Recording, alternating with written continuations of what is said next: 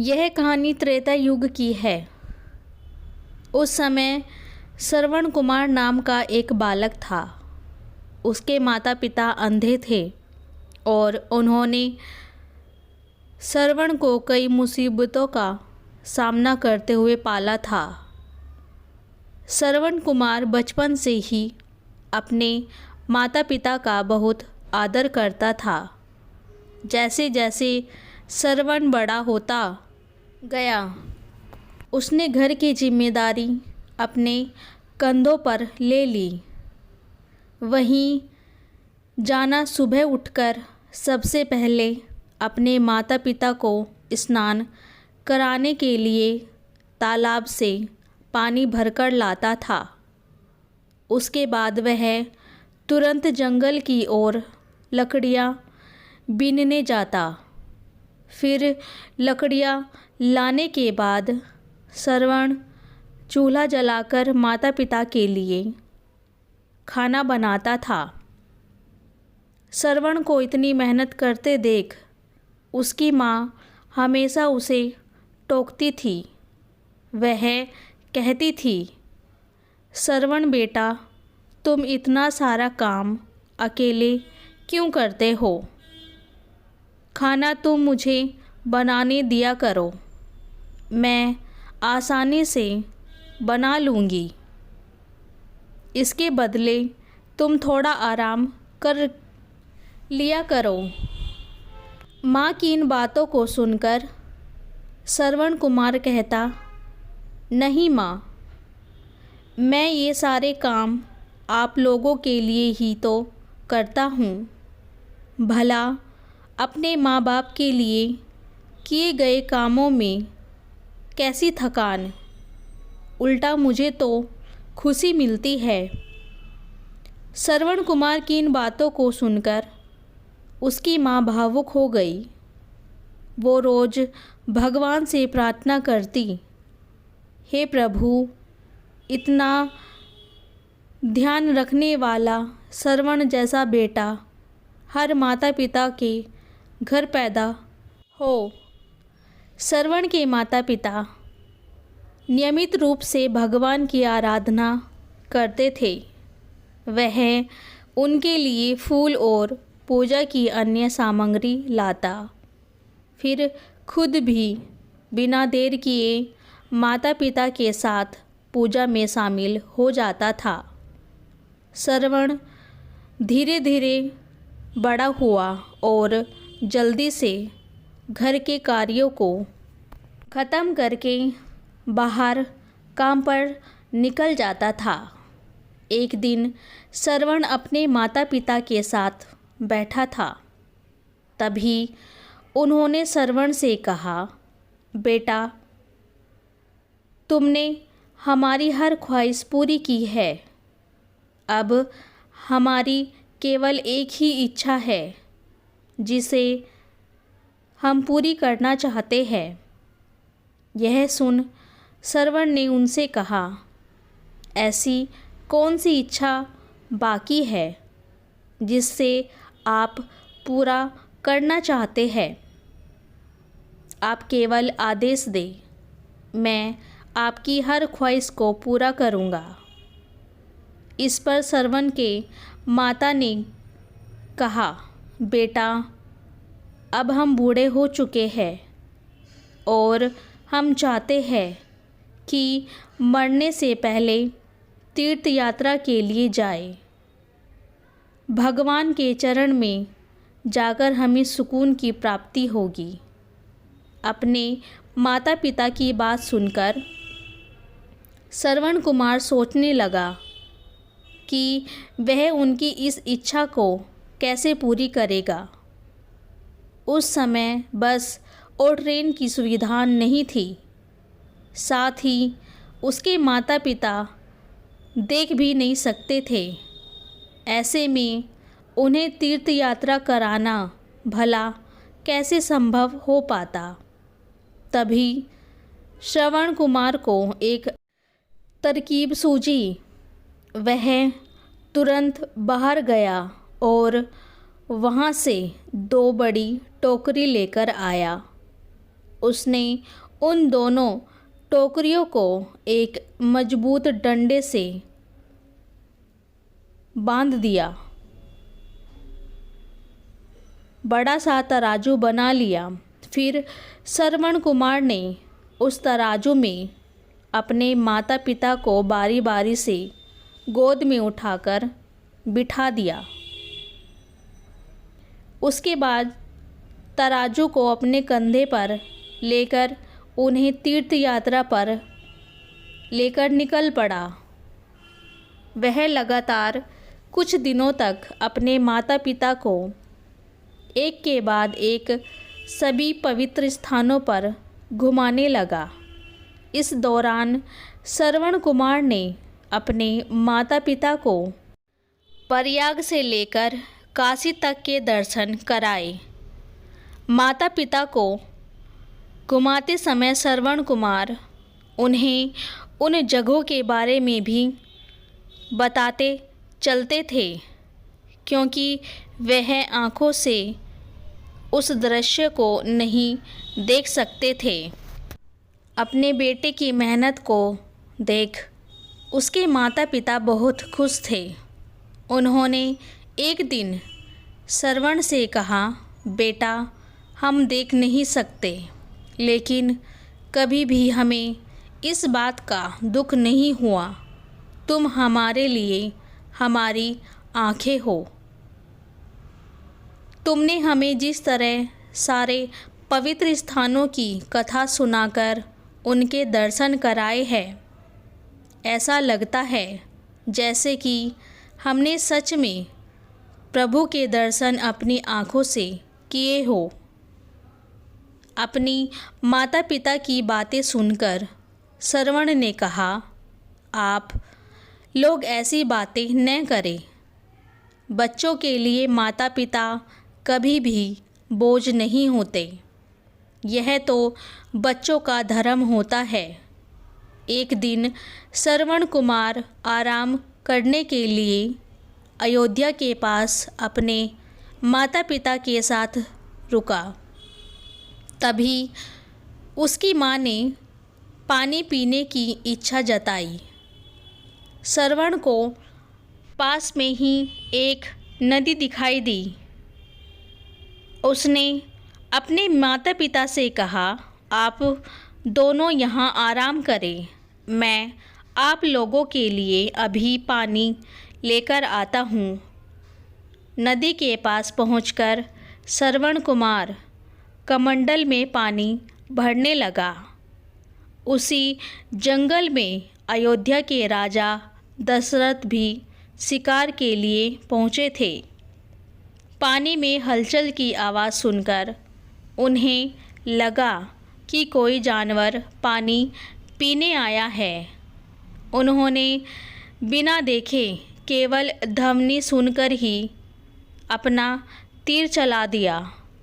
दुर्भाग्य से वह तीर श्रवण कुमार को लग गया। तीर लगते ही वह चीख पड़ा। इसके बाद राजा दशरथ जब अपने शिकार को देखने पहुँचे तो वहाँ श्रवण था। वो तुरंत श्रवण कुमार के नज़दीक पहुँचे और कहा, मुझसे बहुत बड़ी भूल हो गई, मुझे माफ़ कर दीजिए। मुझे बिल्कुल नहीं पता था कि यहाँ कोई मानव होगा। मैं इस गलती का पश्चाताप करने के लिए क्या करूं कि तुम मुझे माफ़ कर दो। तभी कराहते हुए श्रवण कुमार ने कहा, यहाँ से थोड़ी ही दूर जंगल में मेरे माता पिता बैठे हैं। उन्हें काफ़ी प्यास लगी है। आप उन तक यह पानी पहुँचा दीजिए और मेरे बारे में उन्हें कुछ भी न बताइए। इतना कहते कहते श्रवण कुमार की सांसें रुक गई।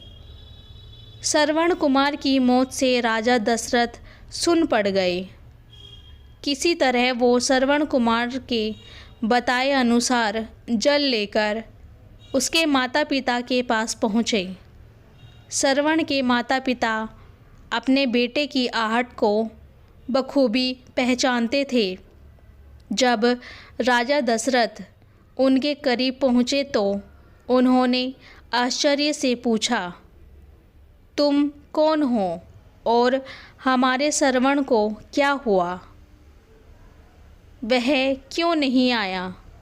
राजा दशरथ उन्हें कुछ भी नहीं बता पा रहे थे, उनके सवालों का जवाब नहीं दे रहे थे। श्रवण की माँ ने चिंतित स्वर में ज़ोर से कहा, तुम कौन हो और मेरा बेटा कहाँ है? ये बातें बोलते ही श्रवण की माँ की चिंता देखकर राजा दशरथ ने कहा, माँ, मुझे माफ़ कर दीजिए। शिकार करने के लिए मैंने जो तीर चलाया था वो सीधे आपके बेटे श्रवण को जा लगा। उसने मुझे आप लोगों के बारे में बताया, इसलिए मैं यह पानी लेकर चला आया। इतना कहकर राजा दशरथ चुप हो गए। राजा दशरथ की बात सुनकर श्रवण की माँ ज़ोर ज़ोर से रोने लगी।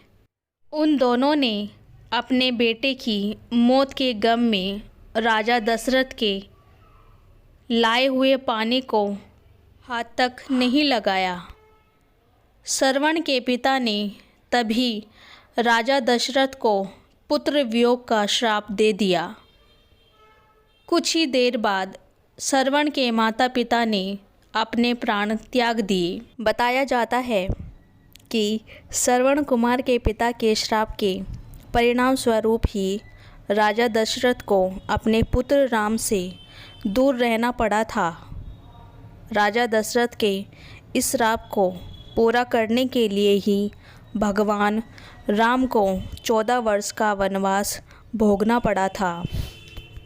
श्रवण के पिता की ही तरह राजा दशरथ भी अपने बेटे से दूरी को बर्दाश्त नहीं कर पाए और उन्होंने अपने प्राण त्याग दिए।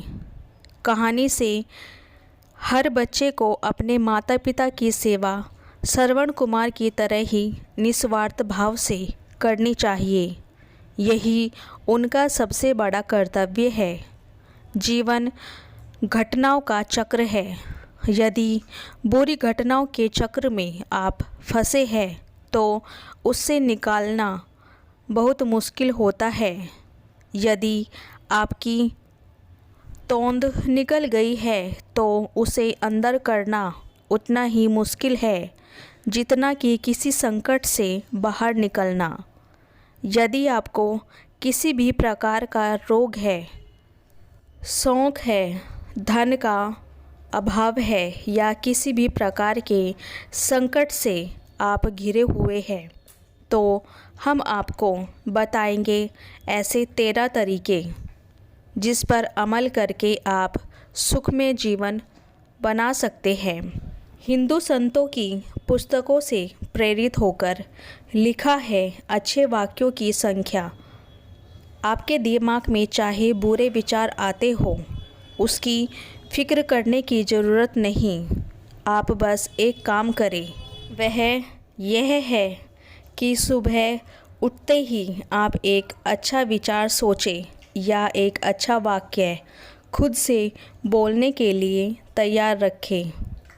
जैसे कि आज मैं बहुत खुश हूँ, आज मेरी मनोकामना पूर्ण होगी, या मैं बहुत अच्छे विचारों वाला व्यक्ति हूँ। आप कोई सा भी सुविचार सोच सकते हैं। प्रतिदिन यदि आप सुबह उठते ही खुद से कोई अच्छा कमिटमेंट करते हैं तो यह अभ्यास आपके जीवन को बदलने के लिए कुछ दिनों बाद सक्रिय होने लगेगा। आपका मस्तिष्क ही आपका भविष्य निर्माण करता है। खुद को अच्छे वाक्य से प्रेरित करते रहे। नकारात्मक सोच एवं विचारों से बचने के लिए ज़रूरी है कि स्वयं को मोटिवेट रखें। अंतिम विचार पर ध्यान दें।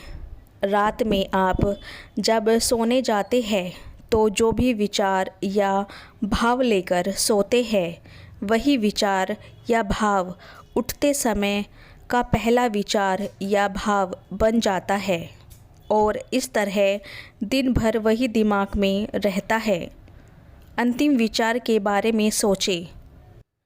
अब से आप जब भी बिस्तर पर सोने जाएं तो इस बात का ध्यान रखें कि आप क्या सोचते हुए सो रहे हैं।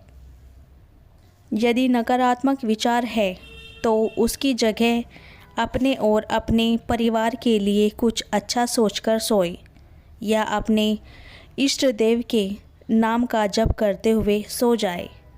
आपका अंतिम विचार ही पूरी रात आपके दिमाग में चलता रहता है, जिसका आपको पता नहीं चलता है। यह विचार ही आपके जीवन को सबसे ज़्यादा प्रभावित करता है। इस विचार का सबसे अच्छा होना ज़रूरी है, अतः सोते समय अच्छे उदाहरण को दोहराते हुए सोना चाहिए। मन में किसी भी प्रकार का भय और शंका लेकर नहीं सोना चाहिए। नई आदतें बनाएं। अच्छी आदतों से अच्छा होता है और बुरी आदतों से बुरा। यदि आप में किसी भी प्रकार का नशा करने, गाली बकने, क्रोध करने, ईर्ष्या करने, अनावश्यक भोजन करने, किसी का अपमान करने का, व्यंग करने या अन्य किसी भी प्रकार की गंदी आदतें हैं तो फिर आपका वर्तमान और भविष्य भी वैसा ही होगा। बुरी आदतें डालना नहीं पड़ती, वे संगत से स्वतः ही निर्मित हो जाती है। आप अपनी बुरी आदतों को छोड़ने की चिंता करने के बजाय अच्छी आदतें डालना शुरू करें। जीवन में उन सभी आदतों को शामिल करें जिनसे अच्छा होता है, जैसे सुबह जल्दी उठना, किसी असहाय की सहायता करना। प्रतिदिन नहीं जा सकते तो प्रति गुरुवार को मंदिर जाना, माता पिता के प्रतिदिन पैर छूना, अच्छे प्रवचन सुनना, लोगों से विनम्रता से बात करना आदि। अभ्यास से जन्मी आदतों में बहुत शक्ति होती है। हमें अपनी शक्ति को अच्छे काम में रूपांतरित करनी चाहिए। हम में अनंत ऊर्जा है, बस उसे सही जगह इस्तेमाल करने की ज़रूरत है। स्वयं अनुसार और नियम जरूरी। जीवन में अनुशासन जरूरी है। यदि आप अनियमित जीवन जी रहे हैं तो सब कुछ बिखरा बिखरा और अनियमित ही होगा। सुबह उठने का कोई नियम नहीं, रात को सोने का नियम नहीं, भोजन करने का कोई नियम नहीं, न ही अन्य कोई कार्य करने का नियम। इसके अलावा आप सड़क पर वाहन चलाते हैं तो यातायात नियमों का भी पालन नहीं करते। आप सड़क पर कचरा फेंककर चल देते हैं। न आपके परिवार के प्रति कोई जिम्मेदारी है, न समाज और देश के प्रति। ऐसी छोटी छोटी बहुत सी बातें हैं जिनका पालन नहीं करने से परिवार, समाज और आपके मन में असंतोष की भावना पनपती है। व्यवस्था गड़बड़ हो जाती है, जिसके चलते आत्मविश्वास भी जाता रहता है। ठीक है कि आप बहुत सारे नियमों का पालन नहीं करते, लेकिन स्वयं अनुशासन में तो रहे। खुद के जीवन को तो अनुशासन बोध करना ही सही है। समय पर उठना, समय पर ऑफिस पहुंचना, घर का ही भोजन करना और समय पर सोना, ये भी तो अनुशासन का ही हिस्सा है। अनुशासन होगा तो बहुत से संकटों से आप दूर रहेंगे। अपनी पहचान बनाइए। दोस्तों की संख्या ज़्यादा से ज़्यादा होनी चाहिए, लेकिन सभी ऐसे दोस्त हो जो अच्छे हो, उनका मार्ग अच्छा हो। हालांकि सोच समझकर ही दोस्त बनाएं। पहले उसे अच्छे से जांच परख ले। दोस्तों, परिचित, रिश्तेदारों और सहयोगियों के बीच अपनी पहचान स्थापित करें।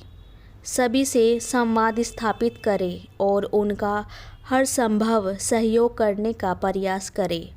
अपने परिवार को प्राथमिकता दें। परिवार के सदस्यों के प्रति पूर्ण समर्पण, प्यार और सहयोग से ही बदलेगा आपका जीवन।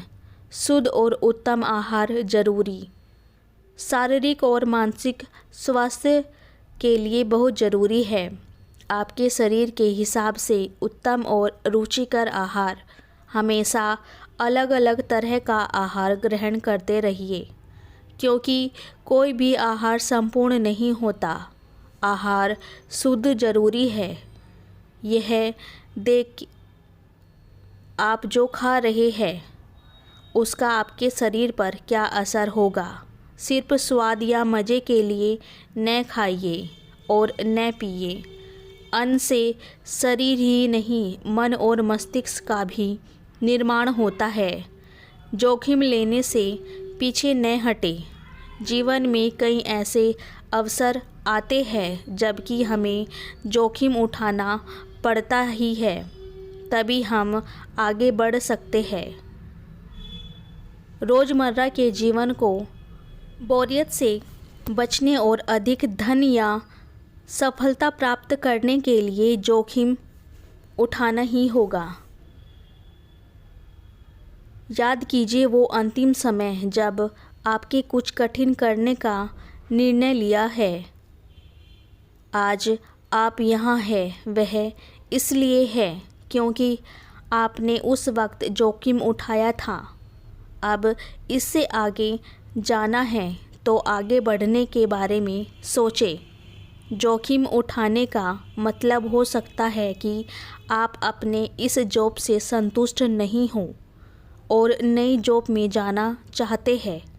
आप अपने काम से कितने खुश हैं, ये आपके लिए बहुत मायने रखता है।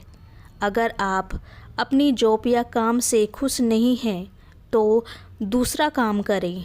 आपको पैसों की समस्या हो सकती है, लेकिन यह एक स्थानीय समस्या है। इससे आप निकल सकते हैं। याद कीजिए वो अंतिम समय जब आपने कुछ कठिन करने का निर्णय लिया था। आज आप जहाँ हैं वह इसलिए है क्योंकि आपने उस वक्त जोखिम उठाया था। अब इससे आगे जाना है तो आगे बढ़ने के बारे में सोचें। जोखिम उठाने का मतलब हो सकता है कि आप इस जॉब से संतुष्ट नहीं हो और नई जॉब में जाना चाहते हैं। घर और वस्त्र बदलें।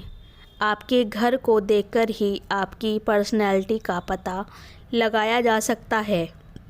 आपका घर सुंदर और अच्छे वातावरण से परिपूर्ण है तो उसका आपके मेहमानों पर गहरा असर होगा। वे आपसे सभ्य तरीके से बात करेंगे। आपने देखा होगा जब आप ऑफिस में घुसते ही आप गंभीर और सभ्य बन जाते हैं। वहाँ के लोगों से भी आप अलग ही तरीके से बात करते हैं। अतः अपने घर के साथ आप अपने पहनावे पर भी ध्यान दें। रात में सोते समय क्या पहनकर सोना है और ऑफिस, स्कूल, कॉलेज या अन्य जगह पर जाते समय क्या पहनना है, यह तय होना चाहिए। सब कुछ सुंदर और अच्छा होना चाहिए, तभी सामने वाला आपसे कैसे बात करे ये आप तय कर सकते हैं। लोग आपको जैसा देखते हैं आपके बारे में वैसे ही सोचते हैं। अपने घर में साफ सफाई रखें। अपने घर को साफ करने की आदत बना लीजिए। खुशी और आनंदपूर्ण, क्योंकि आपके घर की सफाई आपके शरीर का प्रतिबिंब है। अगर आपके चारों ओर का वातावरण अच्छा है तो आपके अंदर पॉजिटिविटी का संचार होगा और आप मन से स्वच्छ महसूस करेंगे, आत्मविश्वास बनेगा। आप कैसे माहौल में रहते हैं? अगर आपके चारों ओर आपको मोटिवेट करने वाला कोई हमेशा हो तो आप कुछ अच्छा कर सकते हैं, लेकिन नहीं हो तो घर और वस्त्र को पहनकर भी आप ऐसा कर सकते हैं। खुद को बदलने का मतलब अपने फिज़िकल तौर पर बदलाव लाना। अन्य सीखने का जज्बा, हरदम कुछ नया सीखने का जज्बा होना चाहिए। नया सीखने के लिए मन में उत्साह होने की ज़रूरत है। मन को चुनौती दे कि मैं सीख सकता हूँ। एक नई भाषा, तकनीक की नई जानकारी और मैं जो कार्य कर रहा हूँ उसे और अच्छे तरीके से करने के नए तरीके। आपके मन में हजारों सवाल उठते हैं तथा उनमें से कुछ हमें जवाब नहीं मिलते। अगर आप एक नई भाषा सीख लेते हैं, आप करोड़ों लोगों के अनुभव और सीख सकते हैं। और नई भाषा सीखना कोई कठिन काम नहीं। अगर आपको यह कह दिया जाए कि आपको 1 करोड़ रुपए देंगे यदि 10 दिन में अंग्रेजी या तमिल भाषा सीख लेंगे तो हर कार्य में सफलता पाने की कोशिश करते रहेंगे और सीखना कभी नहीं छोड़ना चाहिए। लिखने की आदत डालें। आप एक डायरी, एक ब्लॉग या एक पुस्तक लिखने के बारे में सोच सकते हैं। डायरी लिखें तो अपने विचार, लक्ष्यों, कार्यों को लिखने की आदत डालें। डायरी बनाने से आपके लक्ष्य को सही दिशा मिलेगी।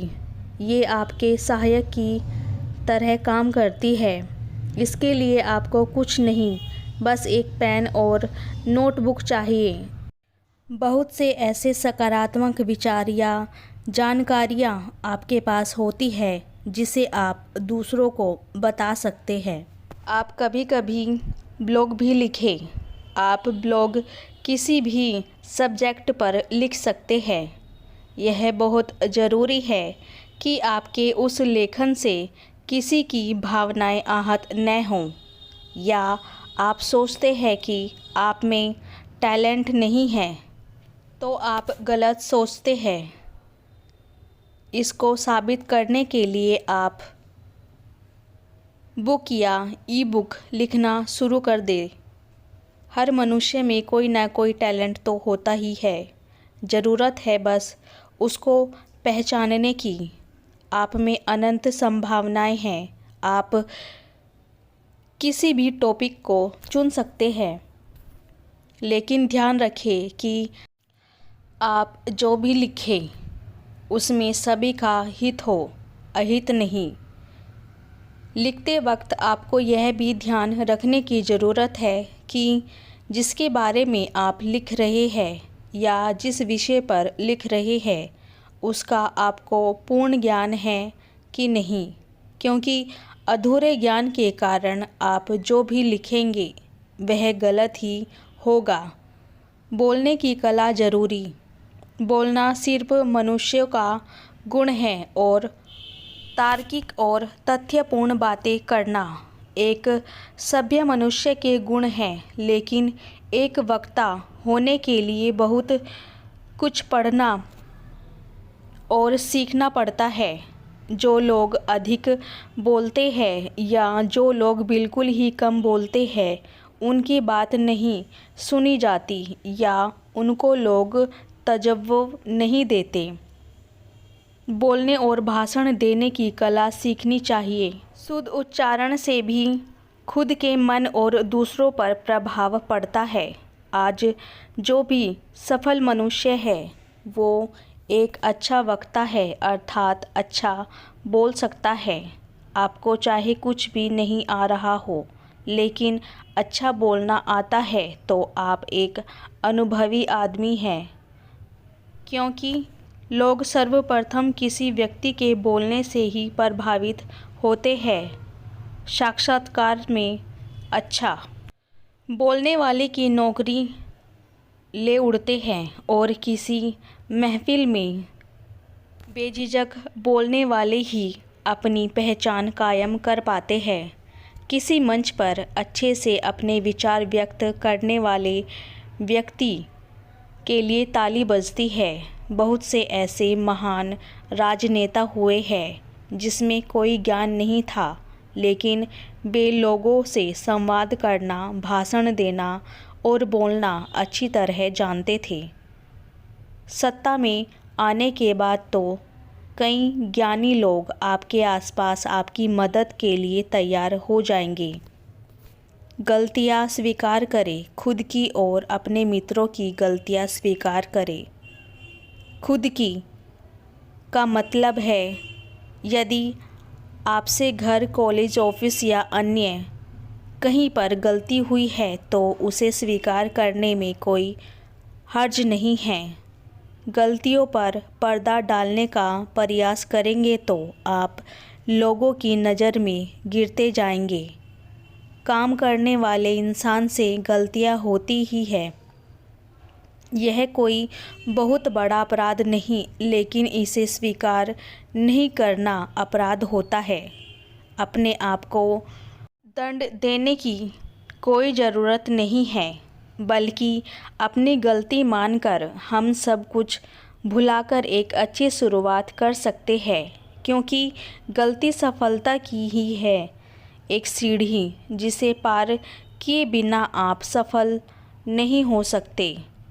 इसी तरह यदि आपके किसी मित्र, सहयोगी, परिवार के सदस्य या रिश्तेदार से कोई गलती हो जाती है तो उसे भी स्वीकार करके आपको माफ़ कर देना ज़रूरी है। किसी के कारण अगर आपके दिल को ठेस पहुंची है तो इसे स्वीकार करें और खुद एवं दूसरे को इससे कोई नुकसान नहीं पहुंचाए, बल्कि इस परिस्थिति में समझौता करें।